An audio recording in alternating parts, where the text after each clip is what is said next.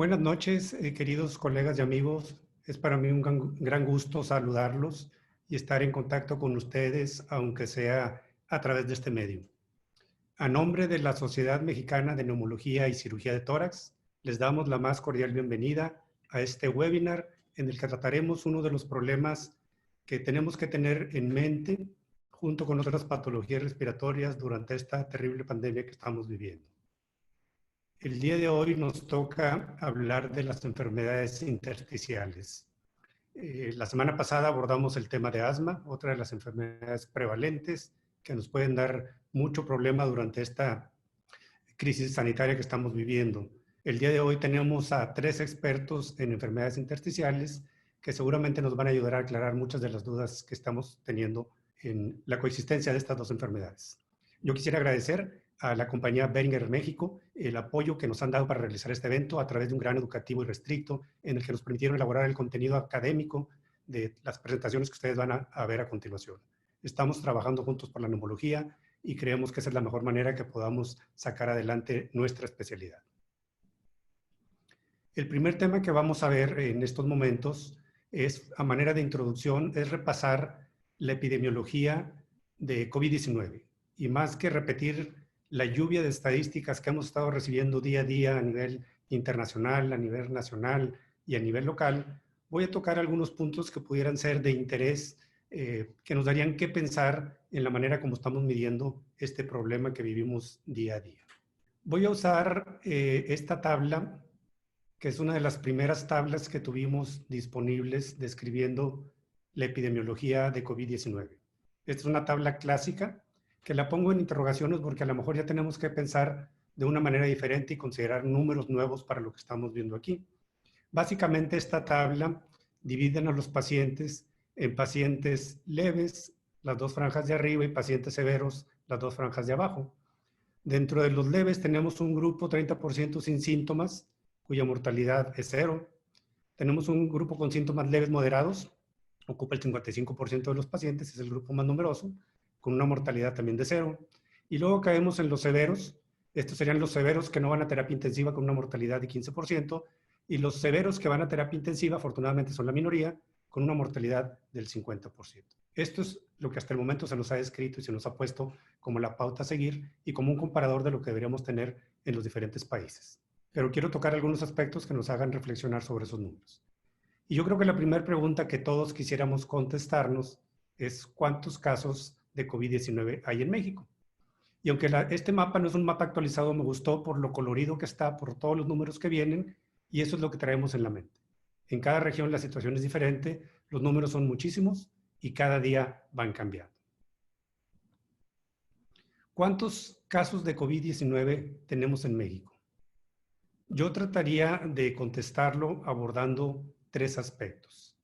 Estos 3 aspectos hacen que haya una interacción, una interrelación de cuántos casos a final de cuentas vamos a tener. O sea, ¿cómo identificamos a los pacientes? Luego, ¿cómo los contamos? Y luego, ¿en qué momento los estamos contando? Vamos a tocar el primer punto de cómo los estamos identificando. Los 2 estudios diagnósticos que tenemos hasta el momento son el que sigue siendo el gold estándar, las pruebas de PCR y la serología, que empieza a darnos algunas luces de su utilidad. La PCR sigue siendo la prueba que utilizamos para diagnosticar la fase aguda, pero sabemos que la podemos tener positiva desde el periodo de incubación y todavía no nos queda muy claro hasta cuándo va a dejar de ser positiva. Mientras que la serología en la fase aguda solo nos servirá cuando ya está muy avanzada la fase aguda, fases tardías, o para los pacientes que ya están curados. Esta gráfica la he presentado previamente, me gusta bastante, porque en ella podemos hacer un ejercicio. En el eje horizontal vemos los días que tarda un paciente en presentar de la evolución de la enfermedad, y en el eje vertical vemos el porcentaje de pacientes cuando se van acumulando los días, los porcentajes en que el paciente empieza a tener sintomatología. Y esta parte es la que nos hace el punto de corte, el día 5. El día 5 es el que se ha considerado como el punto en el que marcamos que termina el periodo de incubación y empieza la actividad de los síntomas.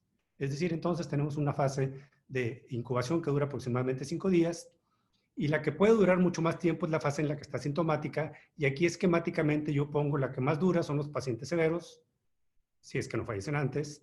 Luego los pacientes moderados y la más corta serían los pacientes leves. Y luego trato de hacer un cotejo en cuanto a las pruebas que tenemos con respecto a la PCR. Si se fijan, la duración de positividad puede ser desde antes del que el paciente tenga síntomas y se puede extender por periodos prolongados aún en las fases avanzadas de la enfermedad. Mientras que si usamos anticuerpos, que ya parece ser que estos números más o menos empiezan a comprobar, a partir de la primera semana tendríamos IgM positiva y solo hasta a partir de la segunda semana, 14 días, tendríamos las IgG positivas. Esto es importante entenderlo porque dependiendo de la herramienta que yo use, es el momento en que voy a identificar a los pacientes. No es lo mismo que yo haga una prueba en el día 7 a que haga una prueba en el día 3 o en el día 14 o en el día 10. Dependiendo de la prueba que esté utilizando, va a ser el número de pacientes que yo pueda identificar. Esta gráfica que les pongo, una gráfica que se me ocurrió diseñarla de esta manera, pero recientemente acaba de salir una gráfica un poquito más complicada en que no solo nos da muy parecido a lo que yo les comenté, sino otras pautas que son importantes de entender, pero esta la usaré en mi próxima presentación la semana que entra. Espero que nos acompañen también. Entonces estábamos comentando que la manera como estamos detectando los pacientes ahorita, el único método de confirmación válido es a través de PCR, que tiene varios inconvenientes, ser una prueba sofisticada, no disponible en todas partes, es cara, los resultados no están rápido, y lo que quiero tocar aquí con ustedes son las falsas negativas. ¿Por qué son falsas negativas? Porque las falsas negativas nos llevan al subdiagnóstico de la enfermedad. Sabemos que alrededor de que la sensibilidad de esta prueba es alrededor de un 70%. Entonces, en la actualidad, estamos contando únicamente a los que son PCR positivo, si la prueba fue hecha o avalada por el INDRE, pero estamos dejando fuera a otros laboratorios que aunque pudieran ser de buena calidad, no se están contabilizando. Y probablemente el ejemplo que yo pudiera platicarles, que me consta verlo, son pacientes que tienen síntomas de COVID-19, tienen hallazgos radiológicos, todo muy típico, y tienen una prueba de PCR positiva hecha en un hospital privado, en un laboratorio privado aquí en nuestra localidad. Pues esos pacientes, aunque no sean confirmados por el INDRE, es obvio que estamos ante un paciente que tiene la infección por el coronavirus. Seguramente esto se estará reproduciendo en otras entidades. La otra situación, cuando solo hacemos PCR, es que hasta que no tenemos el resultado positivo, se nos reporta el caso. Esta gráfica es una gráfica oficial que la quiero utilizar para ejemplificar lo que les estoy diciendo. Esto que vemos en color oscuro son los casos que tienen PCR positivo. El número acumulado de casos que se nos da es todos desde aquí hasta acá, PCR positivo. Los que aparecen en amarillo son pacientes sospechosos de tener que aún no sabemos el resultado. Pero estos resultados nos los van a dar hasta varios días después. O sea que el día de hoy los que nos dieron no se contaron los otros que también eran positivos, pero que no teníamos el resultado. Haciendo un ejercicio, sumando estos dos números de los confirmados y los sospechosos, tendríamos un total de 55,000, asumiendo que todos los amarillos fueron positivos. Es obvio que no todos los amarillos van a ser positivos. Usé el número nomás para ejemplificar, que si fuera el 100% tendríamos 55,000 y no 35,000. Si aquí confirmáramos la mitad, 10,000, pues tendríamos 45,000 acá. Es decir, que el número que nos están dando hoy no representa realmente todos los casos que existen al día de hoy. Bueno, estamos contándolos por PCR. ¿A quién le hacemos PCR aquí en nuestro país? De acuerdo a la definición de casos sospechosos, son los pacientes que tienen 2 de estos 3 síntomas, más uno de los de aquí abajo. O sea, ¿qué significa? Que no le estamos haciendo a pacientes que tienen otras manifestaciones. Y ahora sabemos que esta enfermedad es una enfermedad multisistémica, que tiene muchas afecciones y manifestaciones que antes considerábamos atípicas y que cada vez son más frecuentes y que deberían incluirse dentro de la evaluación diagnóstica de un paciente con sospecha. Dentro de las más mencionadas últimamente, alteraciones del olfato, del gusto, intestinales, dolor torácico, lesiones en la piel, etc. Ahí entrarían lesiones neurológicas y otro tipo de manifestaciones que se están viendo más frecuentemente cada vez. Entonces, dentro de este grupo que llamamos asintomáticos, de entrada no los contamos. Y dentro del grupo que tienen síntomas, que son los síntomas leves, nos estamos esperando a que tengan la sintomatología para contar. Pero antes de que los pacientes tengan síntomas, que aquí sería la marca de cuándo empezaron a tener síntomas, en este estudio, que fue un brote en una localidad cerrada donde había mucha población, una vez que empezaron a haber casos, se buscaron dentro de los asintomáticos casos y se encontró que un 56% tenían la prueba positiva. Esos aquí nosotros no los estamos contando, los estamos dejando fuera de las estadísticas. La conclusión de los que les acabo de mencionar de este primer apartado de cómo los identificamos es que no estamos identificando a todos los casos, por lo tanto, no estamos contando a todos los casos de manera directa. El siguiente apartado es cómo los podemos contar a los pacientes. Una, ya lo hemos mencionado, es directamente haciéndoles la prueba y confirmarlos. En nuestro país lo que estamos haciendo es que de este grupo de pacientes, los que reúnen el criterio de caso sospechoso, estamos identificando por PCR a 1 de cada 10, que tengan 2 de estos más cualquiera de estos. Pero si el paciente, el otro síntoma que tiene es un síntoma de disnea, algo que sugiere que es neumonía, que tiene severidad, a eso sí los contamos a todos. Y esto está representado en esta gráfica, que es el modelo de vigilancia que estamos usando en México. El modelo Centinela nos permite estimar, en base a confirmar 1 de cada 10 sospechosos, cuántos pacientes tenemos. Esto ha ocasionado mucho ruido y mucha confusión. Sin querer entrar en detalles altamente sofisticados de cómo se hace esto, aquí están las recomendaciones de lo que estamos haciendo en México: 10% de los ambulatorios, casos sospechosos, a todos los hospitalizados y a todas las defunciones. Este 10% de dónde sale, sale de los centros donde se hace la vigilancia con el modelo Centinela. El paciente que llega el primer día, caso sospechoso, se le hace la prueba de PCR. Los siguientes 9 que llegan, a esos no se les hace, se catalogan como sospechosos. Cuando llegue el 11, otra vez se le vuelve a hacer y así sucesivamente. Entonces, son los casos que estamos confirmando con PCR. En base a los que se les pidió PCR que salieron positivo, se usa todas estas recomendaciones, no voy a entrar en detalle con ellas, para que a final de cuentas podamos sacar un índice de positividad. Y en base a ese índice de positividad, hacemos un número de casos estimado. Ese número de casos estimado, entonces, lo podemos inferir en base a lo que sí medimos directamente. Necesitamos que el índice de positividad, hacer una correlación, multiplicar por el número de casos que sí tenemos identificados. La primera vez que se nos presentaron estas estrategias, se nos dijo que el factor que se estaba usando era multiplicar por 8 los casos que teníamos confirmados. Esto creó mucha controversia, muchos comentarios, y hubo quienes dijeron que no, 8 no era el número correcto, que probablemente pudiera ser 30, y hay quienes han dicho inclusive números más altos. A mí la primera duda que me sale al usar un índice que es para todo el país es que seguramente, dependiendo de la prevalencia de la enfermedad en cada una de las regiones, a lo mejor el índice no es el adecuado. Es decir, que no deberíamos usar el mismo índice en cada país, en cada estado. Estas tablas fueron las primeras que nos mostraron para evidenciarnos el número estimado de casos. Quiero llamar la atención aquí. Esto fue presentado el 8 de abril. Esto corresponde a la semana epidemiológica número 15, pero en la tabla los números que nos dan como totales corresponden a los números obtenidos en la semana 13. Es decir, lo que nos presentaron aquí era lo que había ocurrido 2 semanas antes. Aquí está el número de casos confirmados y acá está el número de casos estimados. La siguiente tabla es la siguiente que tuvimos acceso. Esta corresponde a la semana 16. Tenemos la misma situación. Lo que nos reportan corresponde a lo que había en la semana 14. Casos confirmados, casos estimados. Y la última que tenemos fue la presentada recientemente, el 3 de mayo, que corresponde a la semana 19. Y nuevamente tenemos que eso corresponde a lo que ocurrió en la semana 15. Es decir, 4 semanas previamente, confirmados, estimados. Todo esto, por si no alcanzaron a ver los numeritos, lo voy a resumir en la siguiente tabla. Aquí estamos viendo la semana en que se reportaron los datos, cuáles serían las fechas de esa semana, y este es cuando nos dieron la información. Nos lo dieron el 8 de abril, correspondía a la semana 15 epidemiológica, pero los números eran los que había en la semana 13, y así sucesivamente con las otras.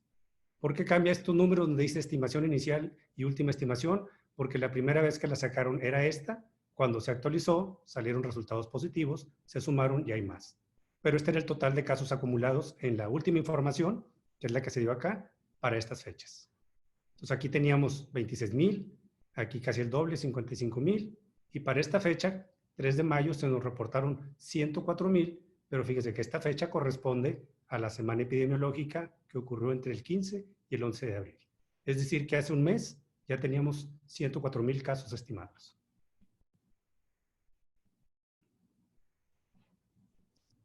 ¿Cuántos nos habían reportado en esas fechas? 3,000. Este era el número de contados y este era el número de estimados. En este grupo de los severos habíamos dicho que contamos a todos, pero ya nos hemos dado cuenta que hay pacientes que fallecen, llegan en condiciones muy severas, no se les alcanza a hacer las pruebas, fallecen en centros donde no había manera de tomar las muestras adecuadas y fallecieron sin diagnóstico confirmado de COVID-19. Por lo tanto, no entran en la estadística. Y lo mismo pasa con los pacientes clasificados con neumonía atípica. O sea que realmente no estamos contando a todos los de este grupo. La conclusión entonces es que estamos contándolos bajo estimaciones, no estamos contando a los pacientes directamente. La otra cosa importante es cuándo los estamos contando. Ya habíamos hablado de la temporalidad del diagnóstico de COVID. La prueba que estamos usando, PCR, no nos da resultado el mismo día, ni siquiera de un día para otro. Los tenemos, si bien nos va, 2 o 3 días después y en muchos lugares hasta una semana después. Por lo tanto, el número que nos dan cuando se tienen los resultados refleja los que en ese momento se tenían con resultados positivos, pero los que están en proceso todavía no aparecen en la estadística, aunque posteriormente sean positivos y tengamos ese número después. Aquí lo estamos viendo. Estos son los que ya fueron positivos, estos que se están estudiando nos los van a reportar hasta más adelante cuando salga el resultado positivo, pero aquí el número que nos van a dar va a seguir siendo el actual y este número cuando salga positivo se va a sumar a la fecha que le correspondía. Y con el modelo Centinela, pues ya estamos viendo el retraso cuando tenemos la información. Lo más rápido que se pudiera hacer es la semana después de que se cierra la base de datos. Habitualmente se hace de domingo a sábado, se hacen los cortes los miércoles, entonces el jueves de esa semana siguiente pudiéramos tener la información la más cercana. El modelo Centinela actualmente ya no se está utilizando para estimar el número de casos. Y eso que vimos para los casos activos es lo mismo para las muertes. Alguien puede fallecer hoy, si yo no tengo la prueba positiva todavía, no lo cuento como muerte hasta que salga positivo el resultado. Es decir, voy a tener un retraso en ese número, en sumarlo a las estadísticas. Y volviendo a este mapa de México, entonces, ¿cuántos casos tenemos de COVID-19 en México? Voy a hacer este pequeño ejercicio con ustedes. Usé las estadísticas del 10 de mayo, del domingo pasado. Lo único que me interesa son estos dos números, el rojo y el amarillo, para hacer un simple ejercicio que son meras suposiciones y que no tiene ninguna numeración que podamos decir que es válida. Es nada más para que entendamos cómo pudiera ser esto en el peor escenario. Asumiendo que estos sospechosos, el 100% fueran positivos, que su prueba PCR se confirmara, y lo sumamos a los que ya tienen PCR positivo, tendríamos 55,000 casos. ¿Por qué pongo la interrogación? Porque esto es un simple ejercicio. Estoy asumiendo que esto es así, pero realmente sabemos que no es. Si usáramos el índice de positividad de 8 que se mencionó al principio, tendríamos 440,000 casos estimados. Si nosotros cambiamos ese factor 8 por el otro que nos han dicho que debería ser, que es 30, de manera extraoficial, el oficial que se nos comentó fue 8, tendríamos más de 1,5 millones de casos en este momento con estas cifras del 10 de mayo. Pero esto, como les digo, es un simple ejercicio de hacer números. Entonces, ¿cuántos casos hay en México? Pues realmente no sabemos, pero lo que sí estamos seguros es que hay más de los que estamos contando directamente a través de una prueba de PCR positiva o de los que estamos estimando. Otros datos importantes que quisiera mencionar con ustedes es con respecto a la letalidad. ¿Cuántos de los pacientes que tienen COVID-19 se mueren? Pues va a depender si son ambulatorios, si son hospitalizados y si llegan al hospital, si van a dar a la terapia intensiva.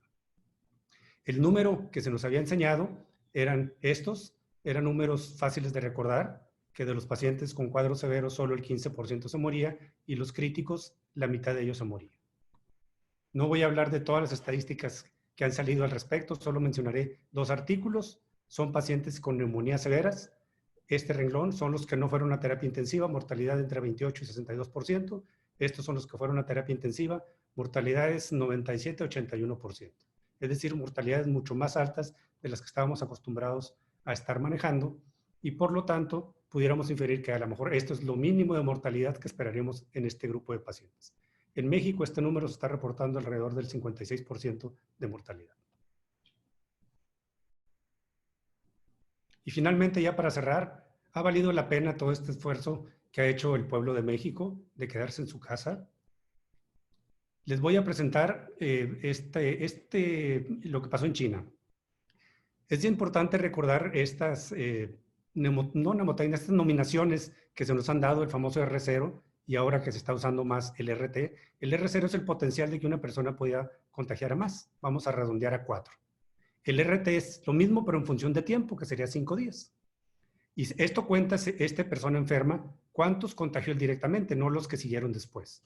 Aquí, si el R0 fuera 1, el RT fuera 1, R0, RT1, 4, serían 4. Contamos estos, no los que siguieron después. Aquí, como verán, es exponencial la multiplicación de los pacientes. Esto fue lo que pasó en China. Antes de que se hicieran las medidas del encierro, se seguía una vida prácticamente normal. La epidemia fue creciente, en crecimiento, con altos y bajos. Tan pronto se mandó a la gente a su casa, se cerraron fábricas, oficinas y escuelas, la epidemia disminuyó drásticamente. Eso fue lo que ocurrió en vida real en China. Alguien diría, bueno, en otros países no lo hicieron eso y les fue muy bien, y el caso más sonado ha sido el de Suecia.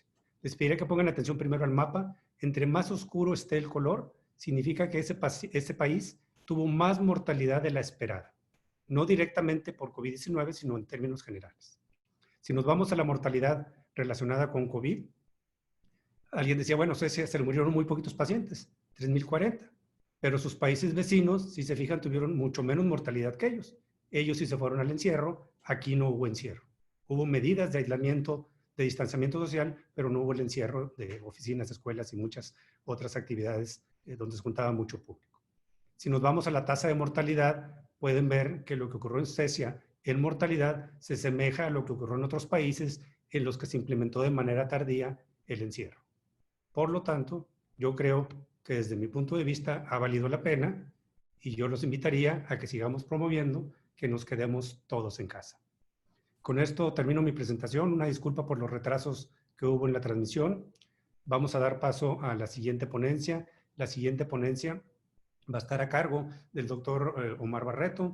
Él es un neumólogo joven que está teniendo en este momento su despegue dentro de las enfermedades intersticiales. Él tiene la alta especialidad en enfermedades pulmonares intersticiales, es coordinador de atención médica en el INER y él nos va a platicar qué es diferente en los pacientes intersticiales durante la pandemia de COVID-19.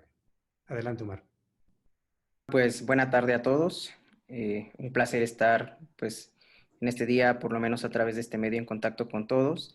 Y agradezco al doctor Rendón por permitirnos pues dar este tema. Bueno, básicamente lo que yo les voy a hablar es qué hacer con los pacientes que tienen enfermedad intersticial durante la pandemia de COVID-19. Entonces, cuando vamos a hablar de este tema, algo que es muy importante aquí es trasladarnos a 3 épocas diferentes. En primer lugar, tenemos que ver qué sucedía con las enfermedades pulmonares intersticiales previo a la pandemia, qué sucede ahora durante la pandemia y qué va a suceder después de la pandemia. Entonces, remontándonos a qué es lo que sucedía antes de la pandemia, pues sabemos que la enfermedad pulmonar intersticial desde antes es considerada como un grupo heterogéneo de enfermedades complejas. Y se consideran enfermedades complejas porque representan altos costos, tanto para el paciente como para nuestro sistema de salud. ¿Y por qué representa altos costos? Bueno, primero, porque recordemos que son enfermedades con un diagnóstico difícil y no son de diagnóstico difícil por la enfermedad per se, sino más bien por todo lo que implica para poder realizar el diagnóstico. Y en primer lugar, pues sabemos que para poderlo hacer de una manera adecuada necesitamos de una alta sospecha clínica, la cual pues básicamente tiene que estar sustentada en un adecuado interrogatorio y una adecuada exploración física. Pero más que eso necesitamos también estudios especializados, entre los que tenemos pues pruebas de función respiratoria, al menos necesitamos ahí espirometría, caminata de 6 minutos y una difusión de monóxido de carbono. Necesitamos la realización de estudios de imagen como la tomografía de alta resolución y estudios de laboratorio entre los que destacan pues básicamente los anticuerpos que son importantes en el diagnóstico de esta enfermedad. Y sabemos que existe un pequeño grupo de estos pacientes en los que no será posible realizar el diagnóstico con esto y vamos a necesitar de la realización de biopsia, ya sea por diferentes métodos por diferentes procedimientos, sea por broncoscopía, pero sobre todo aquí por procedimientos quirúrgicos. Y más aún, una vez teniendo todos estos estudios, pues necesitamos de un equipo multidisciplinario que debe estar conformado, pues, en primer lugar, por el cirujano de tórax que nos va a ayudar para realizar la biopsia. En segundo lugar, pues debe haber un patólogo experto en estas enfermedades, un radiólogo experto y nosotros como neumólogos, y pues también debemos de incluir aquí al reumatólogo. Entonces, en primer lugar, por eso representa altos costos, por un diagnóstico difícil. Pero también son enfermedades que requieren de un seguimiento frecuente. Y aquí, bueno, lo que se recomienda, que sabemos es que se deben de valorar a estos pacientes cada 4 a 6 meses. Hay que realizarles pruebas de función respiratoria de seguimiento, que básicamente son estas 3 que ya mencioné, la espirometría, la caminata y la difusión de monóxido de carbono. Se les tienen que hacer laboratorios de seguimiento para valorar toxicidad por los fármacos que vamos a darle al paciente. Y necesitamos darles rehabilitación pulmonar, necesitamos de apoyo de manejo nutricional, psicológico y paliativo, necesitamos también medicamentos altamente especializados y para poder controlar bien a estos pacientes necesitamos el manejo adecuado de las comorbilidades, ya que aquí en este punto sabemos que si esto no se realiza, eso aumenta el riesgo de que nuestros pacientes puedan tener exacerbaciones durante su evolución. Entonces, por todo esto, desde antes de la pandemia, el diagnóstico y el seguimiento de estas enfermedades pues era bastante difícil. Ahora, ¿qué sucede durante la pandemia por SARS-CoV-2? Bueno, pues en primer lugar, nuestros pacientes con enfermedad pulmonar intersticial pues tienen un alto riesgo de complicaciones.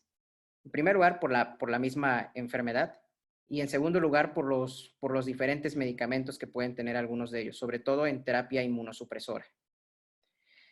La pandemia por SARS-CoV-2 pues también ha hecho que justo lo que ya mencionó el doctor Rendón, hemos tenido modificaciones importantes en nuestros servicios de atención médica ambulatoria por esta cuestión del confinamiento y muchos de nuestros centros de referencia pues se encuentran cerrados.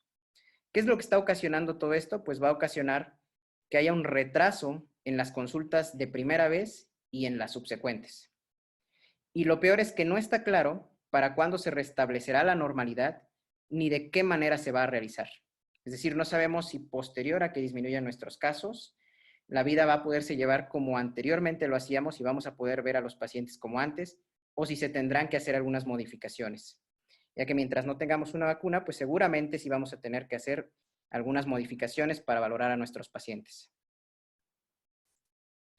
Entonces, dado lo anterior, se han hecho algunas recomendaciones y sobre todo en unas publicaciones británicas se han hecho estas recomendaciones que voy a mencionar. Pues en primer lugar, lo que ahora se está recomendando precisamente para no retrasar el diagnóstico de nuestros pacientes ni el seguimiento de ellos es poder tener videollamadas o llamadas telefónicas con nuestros pacientes. Y aquí tenemos que verlo desde 2 puntos de vista diferentes. El primero es qué sucede en la primera vez de la primera consulta. Entonces, ¿qué hacer a través de la videollamada en la primera consulta?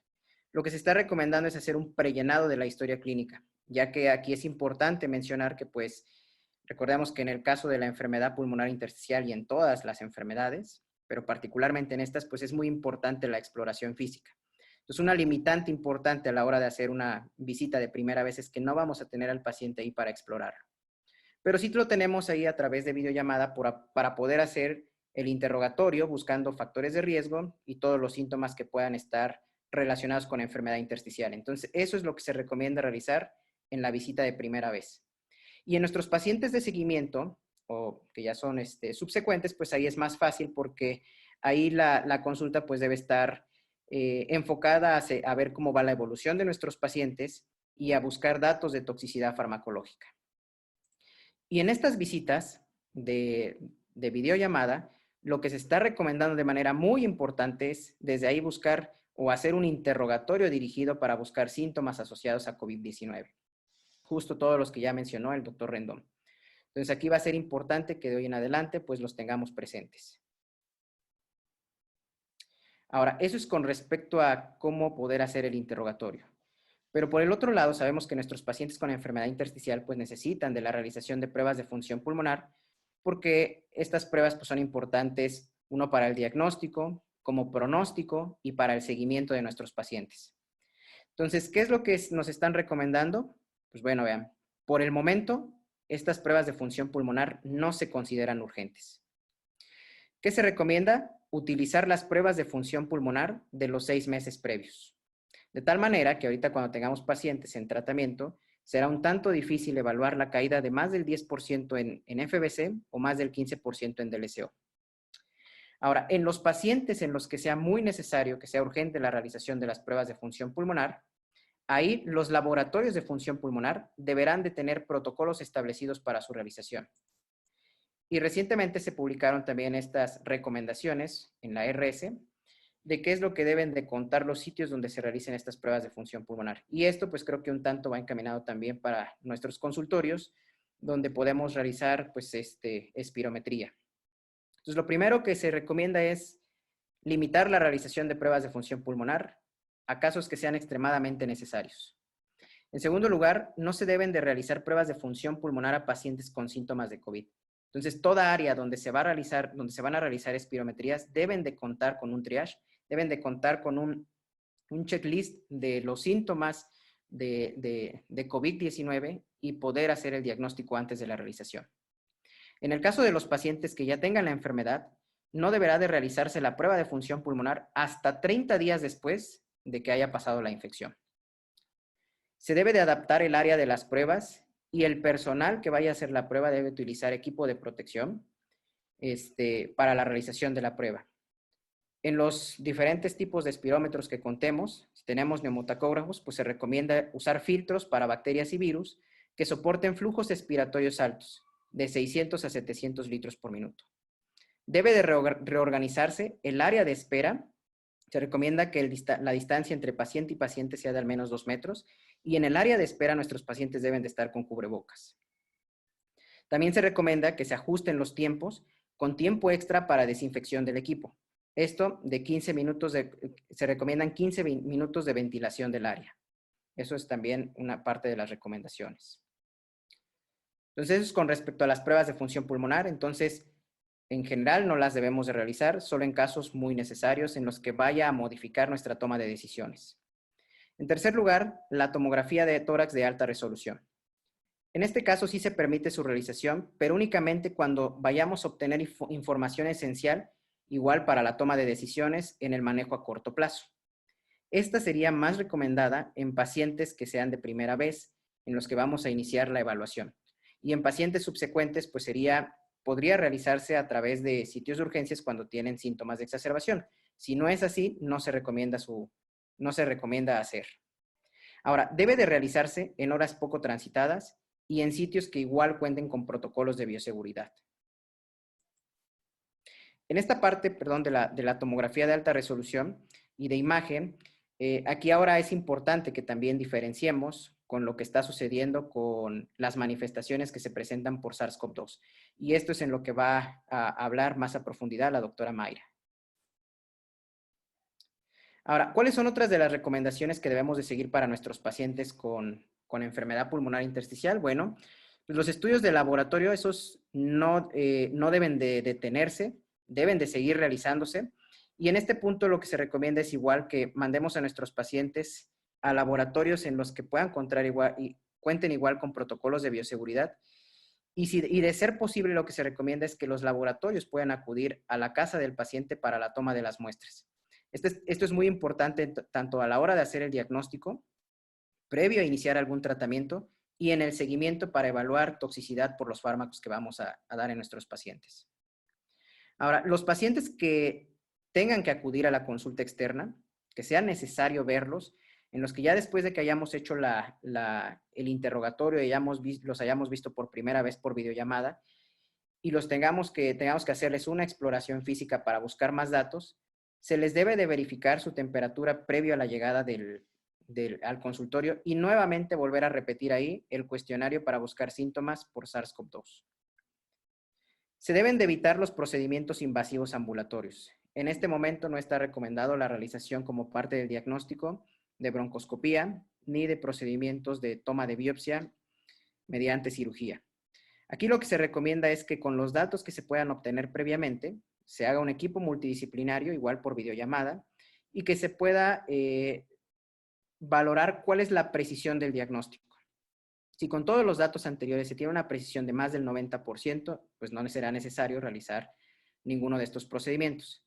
Si se tiene una precisión entre el 50 y el 89%, ahí lo que se recomienda es preguntarse si el realizar alguno de estos procedimientos va a modificar la decisión que vayamos a tener con respecto al inicio del tratamiento. Si es así, pues habrá que realizarla. Pero si no, lo que se recomienda es iniciar tratamientos empíricos y ya una vez que pase pues que pase la pandemia, pues volver a valorar si es necesario la realización ya del procedimiento.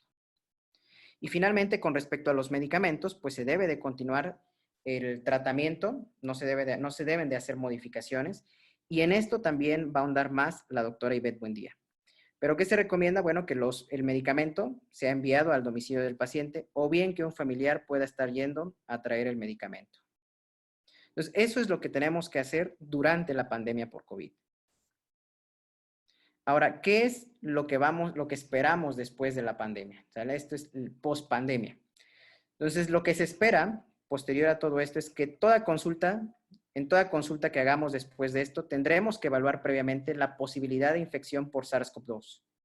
Se deberá de optimizar los tiempos de atención en pacientes en estudios con enfermedad pulmonar intersticial. Y esto va a impactar de manera importante que desde antes de que termine la pandemia podamos empezar a ver a nuestros pacientes, por lo menos a través de videollamadas, para no retrasar el diagnóstico de ellos. Ahora, se espera un incremento importante de la enfermedad pulmonar intersticial. ¿Y esto por qué? Pues como secuela del síndrome de insuficiencia respiratoria aguda que ocasiona el SARS-CoV-2. Sabemos, ya se ha reportado, de hecho, en otros países, como en España, en Italia, que existe un alto porcentaje de pacientes que van a quedar con secuelas. Y no solo enfermedad pulmonar intersticial, muchos de ellos quedarán tal vez con afección de la vía aérea, pero finalmente serán pacientes que vamos a atender en nuestro día a día. Entonces, deberemos de tener en consideración las medidas necesarias entre el personal de salud y los pacientes y posiblemente, pues será muy importante que en esta parte sigamos manteniendo la sana distancia, pues en nuestras salas de espera y también medidas de protección a la hora de evaluar a nuestros pacientes. Pues bueno, eso sería todo. Muchas gracias. Bueno, en este momento vamos a dar paso a la siguiente presentación que estará a cargo de la doctora Mayra Mejía. Ella nos dará el tema de los hallazgos tomográficos en COVID-19 que pueden confundirse con enfermedad intersticial.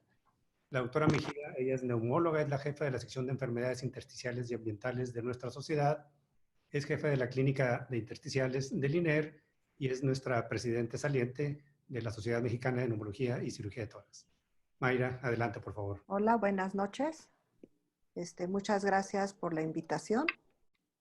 Y bueno, como ya dijo el doctor Rendón, a mí me toca hablar de la imagen en las enfermedades intersticiales y COVID. Bien,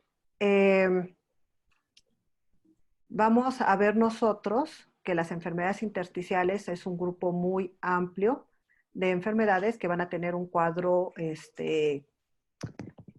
agudo, subagudo y crónico.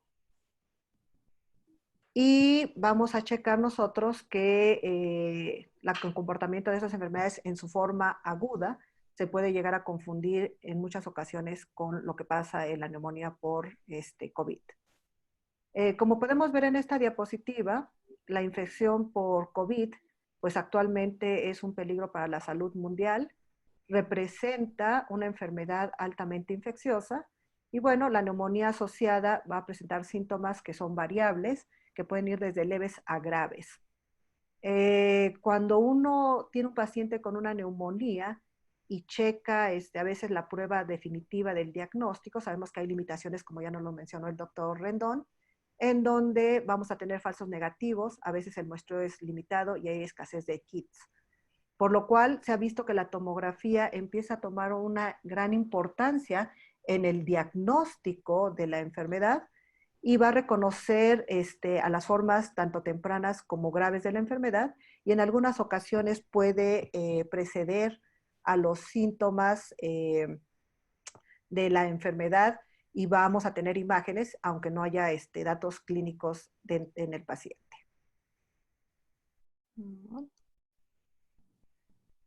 Creo que ando un poquito retrasada. Bien, sabemos que la tomografía Es útil cuando hay un antecedente epidemiológico, pero no olvidemos que ya estamos en una fase de transmisión comunitaria donde estos antecedentes epidemiológicos pueden ser no tan claros en los pacientes. Y vamos a ver que cuando uno tiene un paciente con síntomas respiratorios agudos, aún sin el antecedente o sin los síntomas, la imagen nos debe dar la pauta a realizar la prueba y si sale negativa, posiblemente tengamos que hacer una segunda o tercera prueba para corroborar el diagnóstico, ya que las imágenes, como ustedes pueden ver, en el tiempo va a mostrar una temporalidad durante la progresión y en este caso que yo les pongo aquí, que es tomado de este artículo que salió en la clínica de imagen, vean cómo es desde el inicio de los síntomas y en la progresión de los síntomas, cómo las imágenes van cambiando en el transcurso del tiempo. Hemos aprendido de lo que se ha publicado con las series de casos que reportaron los chinos y los europeos, que los pacientes van a tener una afección generalmente difusa en una gran mayoría de ellos y la variedad de las lesiones pues van a ser muy semejantes a las que vemos en los pacientes con enfermedad intersticial, sobre todo en aquellas lesiones que van a estar incrementando la densidad del parénquima pulmonar. En base a estos hallazgos que son reportados en estas series, se decidió o se ha dado lo que estamos viendo nosotros aquí como características de la enfermedad. Parece que me están moviendo las diapositivas, pero bueno, manifestaciones características en la tomografía, donde ustedes pueden ver que la densidad, la forma, distribución, localización y signos concomitantes nos van a permitir identificar a los pacientes con COVID, que después tendremos que ver qué es lo que lo hace diferente de la enfermedad intersticial. Vamos a ver lo que vemos en muchas de las enfermedades que son opacidades o incremento de la densidad como el vidrio despulido y la consolidación. Y a veces vamos a ver ese engrosamiento septal intra e interlobular. Van a ser opacidades en parches que son subsegmentarias o segmentarias y van a tener una distribución muy hacia la parte media o inferior del parénquima pulmonar. Las áreas van a ser periféricas y subpleurales y dentro de los signos concomitantes, el más frecuente que vamos a ver nosotros es el broncograma aéreo, como vamos a ver más adelante. Estas características en el tiempo y en la gravedad de los síntomas de cada uno de nuestros pacientes y sobre todo el comportamiento funcional nos va a permitir identificar aquellos pacientes que tienen un estadio temprano, aquellos que tienen un estadio progresivo o que va avanzando, aquellos que hacen un cuadro grave y cuando el paciente empieza a tener resolución de las alteraciones parenquimatosas. Hay pacientes que van a pasar de un estadio temprano a uno de resolución. Hay otros pacientes que pasan de un estadio temprano a uno que es avanzado o a un estadio grave, pero esto no tiene siempre un continuo y nosotros tenemos que identificar porque recientemente, hace 2 o 3 días salió un artículo de Pelosi en el que nos dice que muchas veces también va a influir en el tipo de ventilación que cada uno de estos pacientes va a ser meritorio para su manejo cuando cae con nosotros en hospitalización o en ventilación mecánica invasiva. Bien, esta frecuencia de hallazgos pues va a variar, aunque son muy similares, van a variar de acuerdo al estadio que estemos. Entonces tenemos una etapa temprana, la etapa avanzada, la grave y la de resolución. Y como ustedes pueden ver en esta tabla, hay datos que los van a compartir varias de las etapas, pero hay otros que los vamos a ver muy característicos, sobre todo en algunas etapas específicas.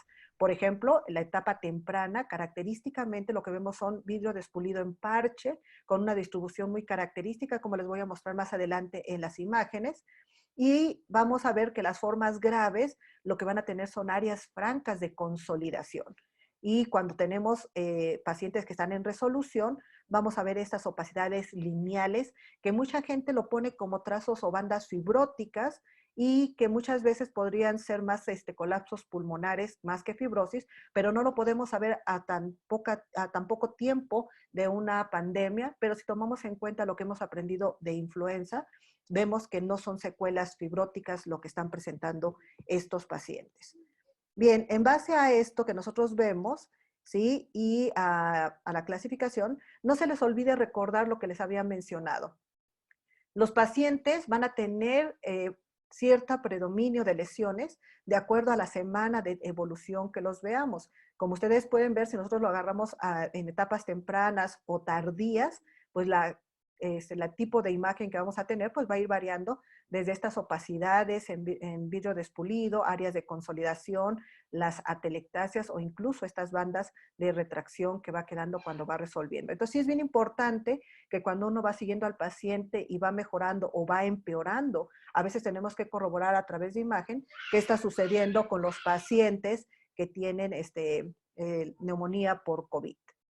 Bien, para hacer un poquito más la comparación, me gustó poner esta clasificación que se publicó el mes pasado, en donde nos pone la etapa temprana progresiva de recuperación y la etapa grave, y nos va a poner cuál es la imagen y nos pone los ejemplos, y yo se los voy a poner comparándolos con enfermedades intersticiales, para que vean ustedes que muchas veces el interrogatorio, el cuadro clínico, el tiempo de evolución, son muy importantes para que nosotros podamos identificar lo que está pasando en cada uno de nuestros pacientes.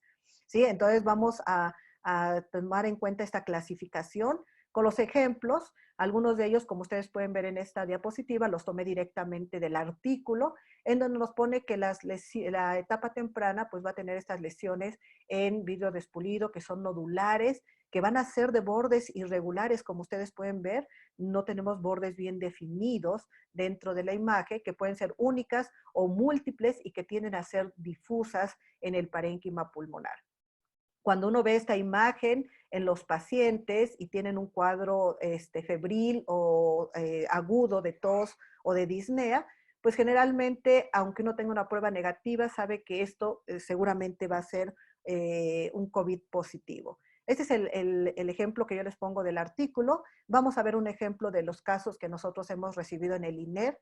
Esta paciente, lo que vemos nosotros son estas imágenes de vidrio despulido. Vean cómo tienden a ser nodulares, de bordes mal definidos, y vean cómo van a ser difusas y múltiples y tienden a afectar todo el parénquima pulmonar y todos los segmentos. Entonces, esto es muy importante cuando nosotros lo vemos, estar viendo el cuadro clínico del paciente y sobre todo la sintomatología, y no olvidar que una prueba negativa no excluye el diagnóstico cuando tenemos estas imágenes. Esta es una paciente que está en una etapa temprana, y tampoco olvidemos que una etapa temprana puede evolucionar a etapas progresivas o incluso graves de la enfermedad.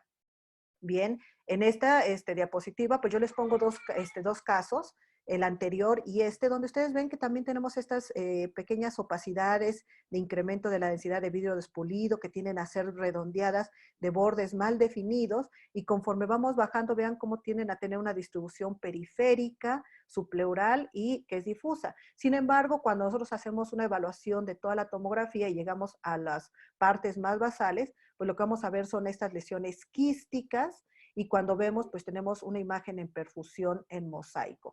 Si nosotros vemos a la paciente que identificamos anteriormente, que es la paciente de COVID-19, pues vean cómo abajo tenemos una paciente con una neumonía intersticial linfoidea, y aquí pues lo que tenemos que ver es si tiene una enfermedad autoinmune identificada, si es un Sjögren primario, si tiene sequedad de mucosas, y sobre todo la cronicidad o el tiempo que lleva padeciendo.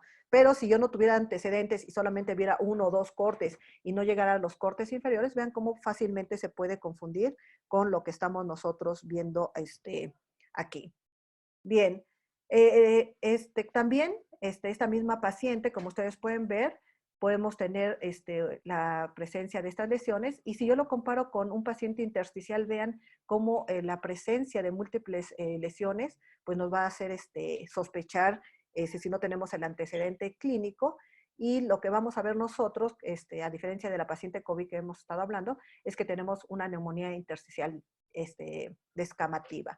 Este paciente pues era un gran fumador, estaba con pocos síntomas, una tos que era seca, y cuando nosotros vemos la tomografía, claro, esta la hicimos cuando no estábamos en pandemia, pero ahora que vamos a estar de aquí en adelante con esta entidad, tenemos que ser más cuidadosos y ver qué es lo que está sucediendo. Pero vean cómo son muy semejantes el tipo de lesión en las etapas tempranas de aquellas que nos dan un llenado alveolar en los pacientes. Entonces, yo les puse el ejemplo de la neumonía intersticial linfoidea y de la descamativa, pero bueno, todas aquellas que nos dan un llenado del aumento de la densidad del parénquima pulmonar y que no llegan a consolidar, tenemos que estar muy atentos de lo que puede estar pasando porque los síntomas pueden ser muy parecidos. Disnea y tos seca, que sí tenemos que ver el contexto clínico de la presentación de cada uno de los pacientes.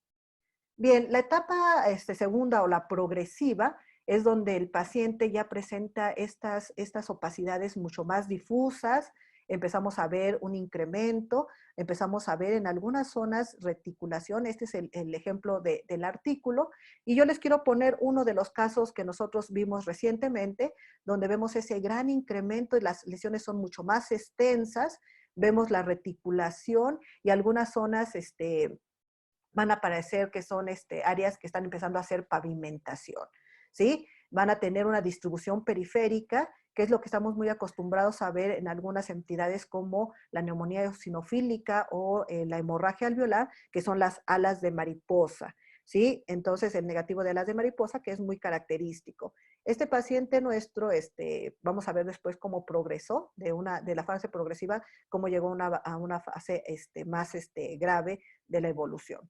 Pero si yo les pongo esta imagen de otro paciente que hace una forma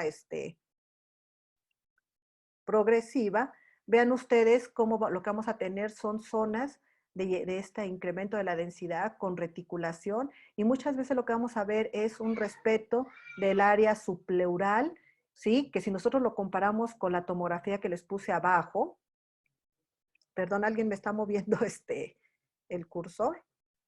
Ok, vamos a regresar a nuestra tomografía previa.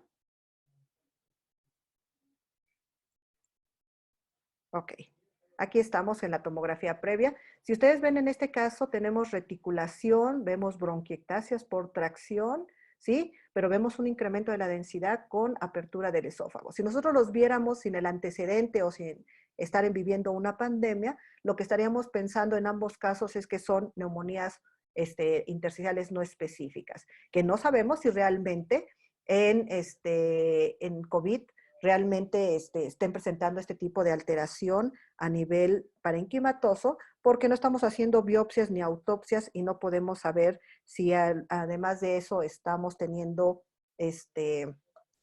nosotros este tipo de presentación como se ha descrito en otras patologías a nivel pulmonar. Entonces, si yo les pongo, lo que estamos viendo es que esta imagen tomográfica muy sugestiva de una neumonía intersticial no específica, pues es un paciente con COVID, corroborado por PCR y un cuadro muy agudo, y esta tomografía corresponde a una neumonía intersticial no específica de un paciente que está siendo con una enfermedad autoinmune que tenía esclerodermia, que tenía Raynaud, que tenía esclerodactilia, que tenía cambios cutáneos, y entonces nosotros estamos checando que son muy semejantes, pero los datos finos que tenemos que buscar en la tomografía y en el comportamiento clínico son lo que nos van a llevar a hacer la diferenciación. Pero, como ustedes ven, son muy parecidas ambas.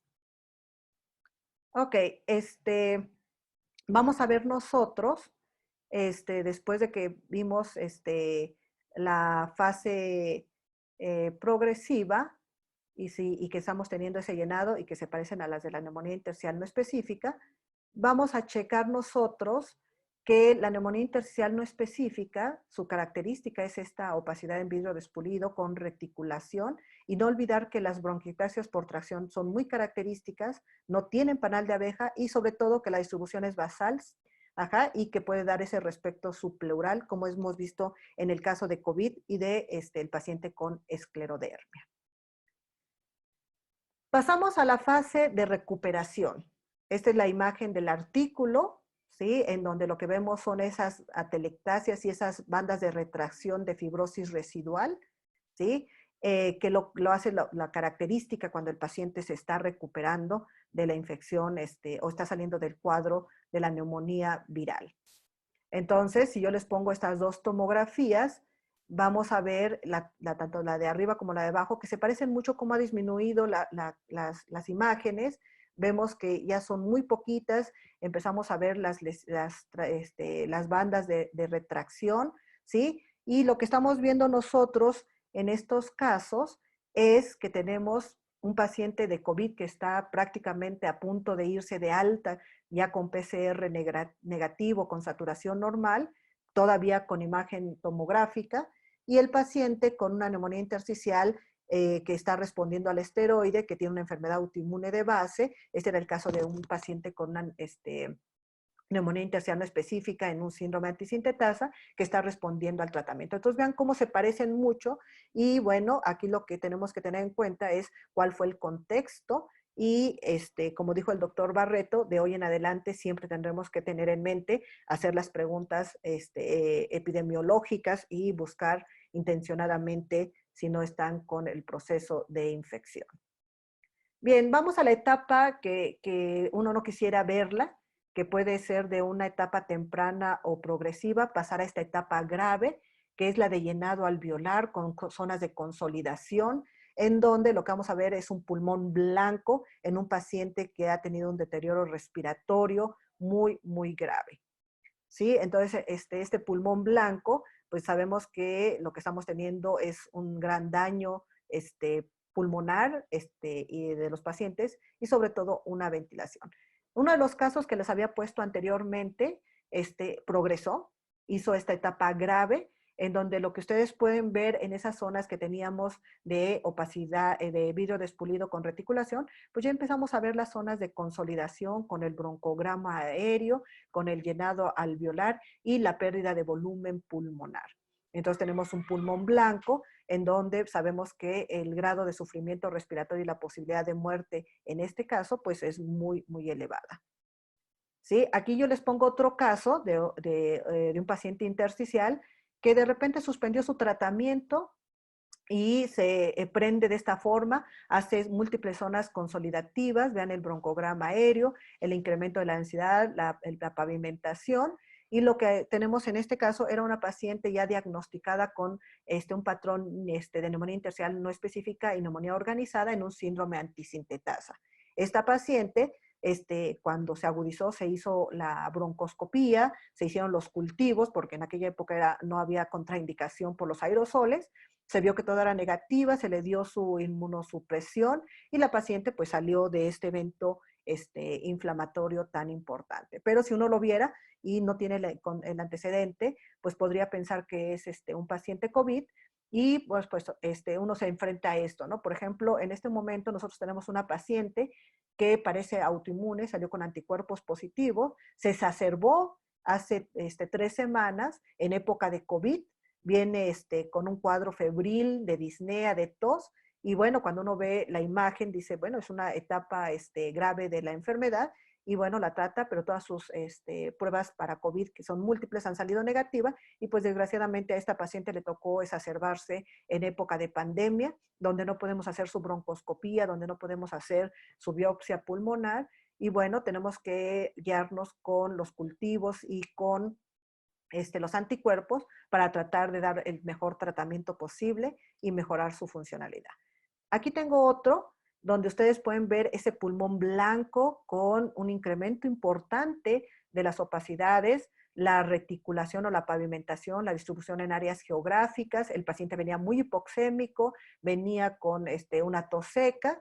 Y bueno, cuando este paciente ingresó, todavía alcanzó a hacerse su lavado pulmonar por broncoscopía, salió un líquido lechoso y lo que estábamos teniendo era un paciente con proteinosis alveolar pulmonar que después de haber hecho el lavado, pues remitió, pero si nos hubiera tocado en esta época, probablemente hubiéramos pensado que es una forma grave de la enfermedad, con una disnea importante y con un llenado que probablemente con la ventilación y con el tratamiento, si no tuviésemos ese líquido lechoso, lo estaríamos catalogado como un COVID y probablemente no lo podríamos sacar de la ventilación.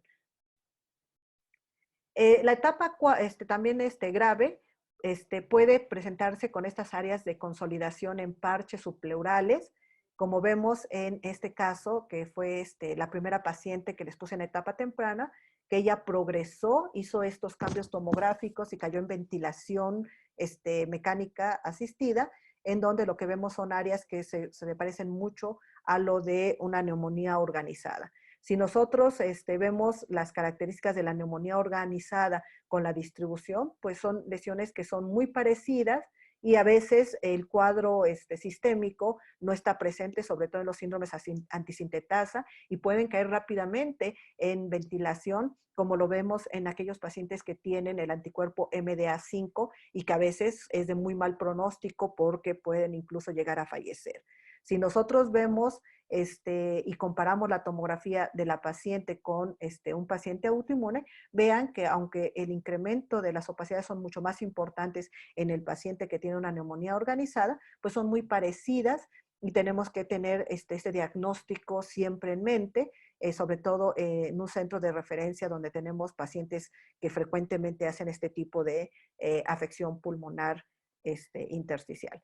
Ya casi para terminar, quiero decirles que también las enfermedades pulmonares intersticiales ya diagnosticadas pueden hacer un deterioro agudo en menos de un mes, en días o en algunas semanas, con un incremento de los síntomas como es la disnea, ¿sí? Y que el paciente esté más hipoxémico y que requiera mayor aporte de oxígeno, que es la exacerbación aguda y que es muy frecuente describirla en fibrosis pulmonar idiopática, pero que no es exclusiva de la fibrosis pulmonar idiopática. Se ha descrito ya en neumonía intersticial no específica, en neumonitis por hipersensibilidad y en algunas otras neumonías intersticiales crónicas como exacerbación.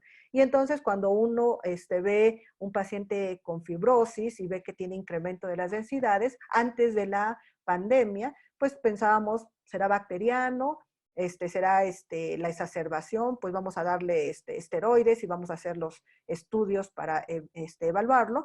Pero, ¿qué pasa si el paciente nos llega en el momento actual? Tenemos una tomografía que es la de aquí arriba, vemos que es francamente una fibrosis pulmonar idiopática y de repente en pocos días empieza con mayor deterioro respiratorio, más disneico, con mayor necesidad de aporte y cuando hacemos la tomografía lo que vemos es un incremento difuso del parénquima pulmonar, de la opacidad, que es muy parecida a lo que empezamos a ver en COVID, y entonces aquí tenemos la obligación de descartar este diagnóstico y checar que el paciente esté bien cubierto, y bueno, ahorita más adelante nos dirá la doctora Buendía si hay necesidad de quitar el antifibrosante si es que venía recibiéndolo, o qué se tendría que agregar teniendo en cuenta las interacciones farmacológicas que pueden tener estos fármacos.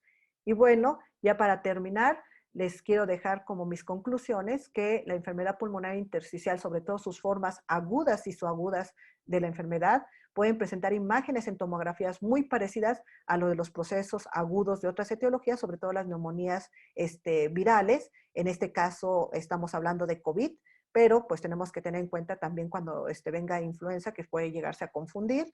Las formas crónicas, ya tenemos de base una imagen tomográfica y esta exacerbación con este incremento de las imágenes nos obliga a descartar diagnósticos diferenciales y en época de pandemia, pues el COVID es forzosamente obligatorio descartarlo. Y bueno, algo muy importante para no exponernos indebidamente, como lo han hecho muchos de nuestros colegas, es que en contingencias epidemiológicas, los hallazgos de tomografía que hemos visto obliga a descartar enfermedades emergentes antes de empezar a hacer algún procedimiento o pensar en hacer biopsias de los pacientes y estar seguros de que no tienen el virus presente, porque los síntomas son muy parecidos, como es la disnea y la tos que presentan estos pacientes, y cuando están exacerbados, la fiebre tampoco lo descarta. Y bueno, con esta última diapositiva quiero agradecer la atención y la invitación a la sociedad para que yo les compartiera esto que es lo que me gusta y que estamos nosotros haciendo y viendo frecuentemente cuando vemos a los pacientes tanto intersticiales o ahorita en contingencia dentro de nuestro pabellón. Y bueno, muchas gracias por su atención.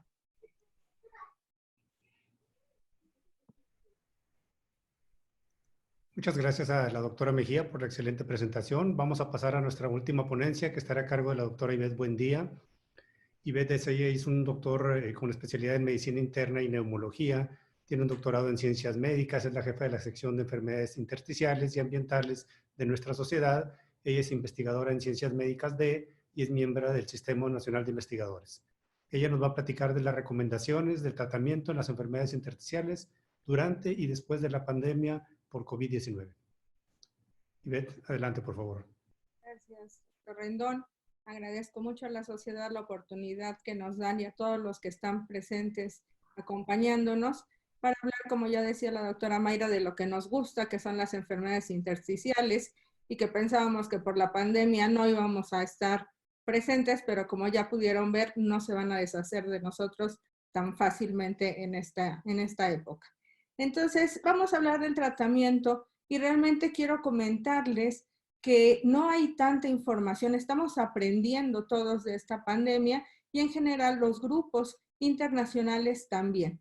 Lo que les voy a presentar es un resumen de 3 guías o recomendaciones más bien que han aparecido en la literatura y nos ganó un poco porque también van a aparecer en breve unas recomendaciones del Departamento de Intersticiales de ALAT.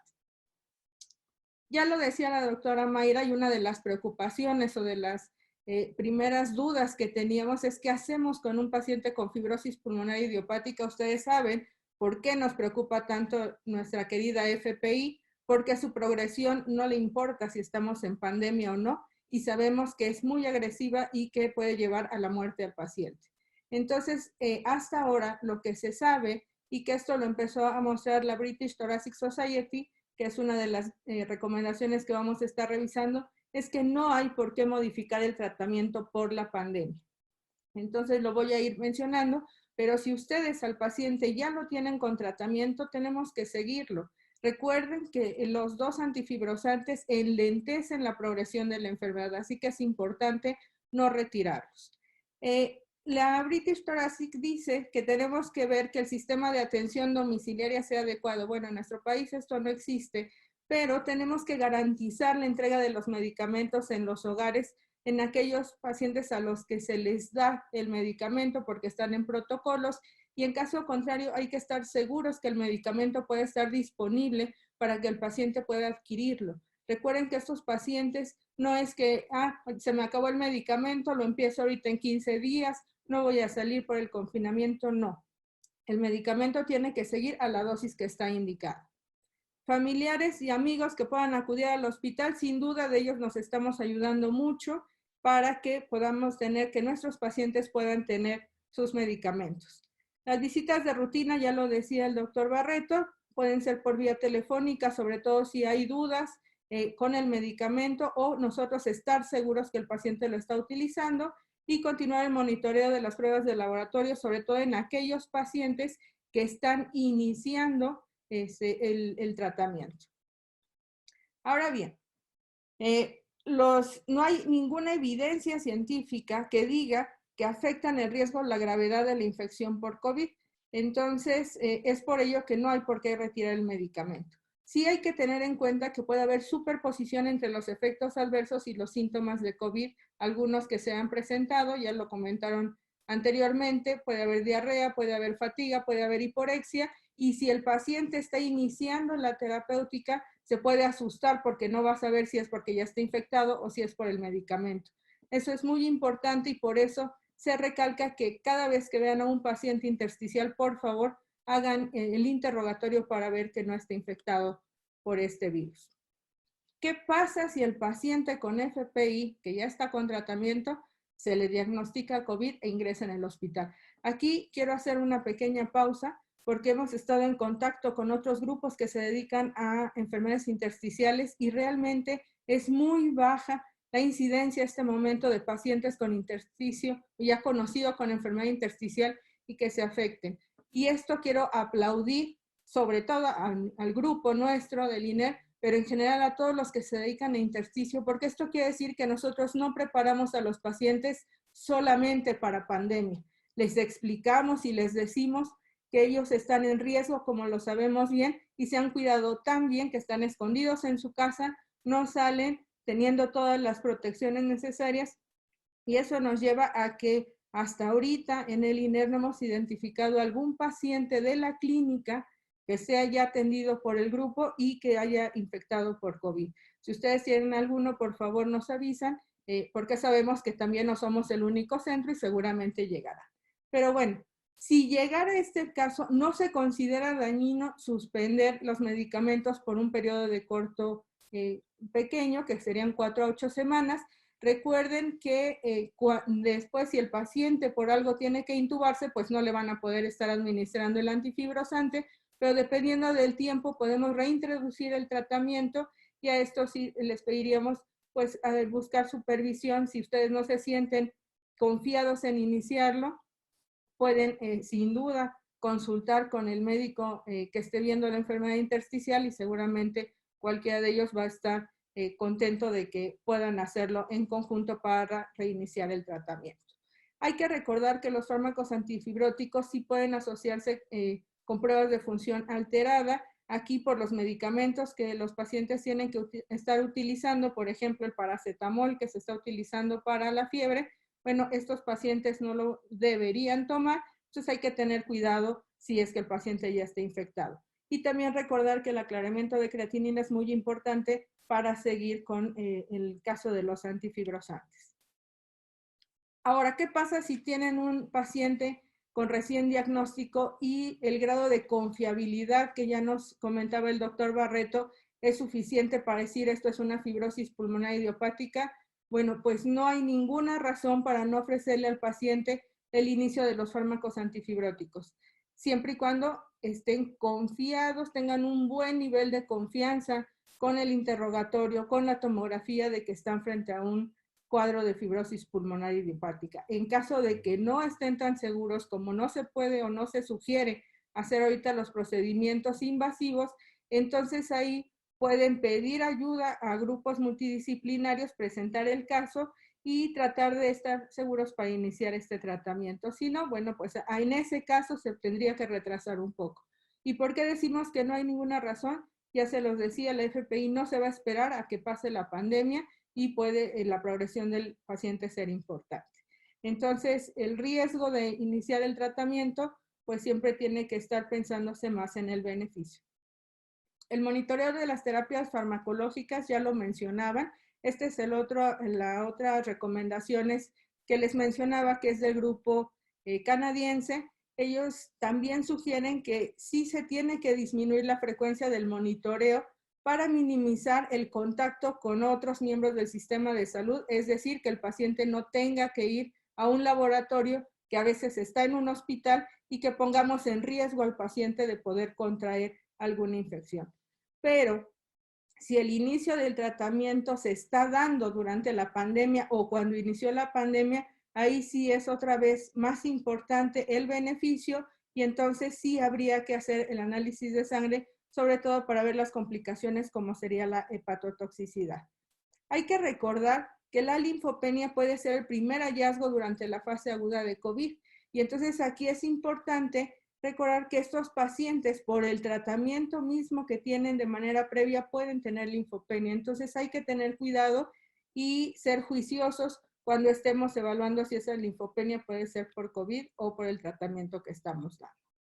Y entonces, en relación a los pacientes con otras enfermedades intersticiales que estén en tratamiento con inmunosupresión, también se sugiere que se siga tomando a menos que presentaran síntomas de infección francos o algún efecto secundario relacionado con el tratamiento con el que esté.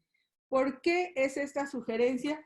Bueno, porque el riesgo de que se detenga o que se reduzca de manera súbita el medicamento es que se pierda el control de la enfermedad de fondo y entonces tengamos una exacerbación o una progresión de la enfermedad por haber retirado el tratamiento inmunosupresor. Y aquí es lo que ya les comentaba, siempre tratamos de mantener la dosis de inmunosupresor lo más baja posible y utilizar el inmunosupresor en muchos casos como ahorrador de esteroides. Y entonces, en esta educación que se le da al paciente y que ellos saben bien, pues saben que pueden bajar la dosis y en caso que la tuvieran que subir por alguna causa, pues tiene que ser bajo supervisión médica. Ante los primeros signos de deterioro o síntomas de una infección, se sugiere que se busque asesoramiento médico temprano. Aquí, desgraciadamente, por ejemplo, los pacientes del instituto, pues el INER al estar transformado en centro COVID no tienen la manera de llegar con nosotros, pero sí les pedimos que ya sea que por videollamada o con algún médico cercano a donde se encuentren, pues puedan ver si no se trata de una infección que sea bacteriana o que tenga otro origen, y también que no sea solamente el COVID. Y en nuestros pacientes que están inmunosuprimidos, sin duda, pues se les tiene que hacer el aislamiento social estricto.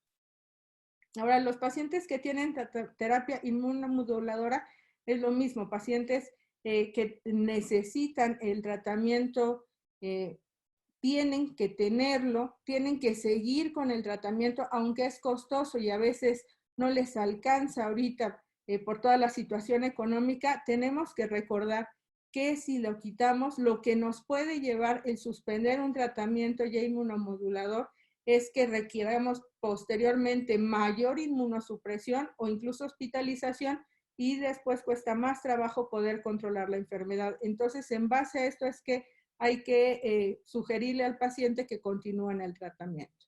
Es más apropiado mantener las dosis bajas de terapia, priorizando aquellos medicamentos que, como les decía, sean ahorradores de esteroides.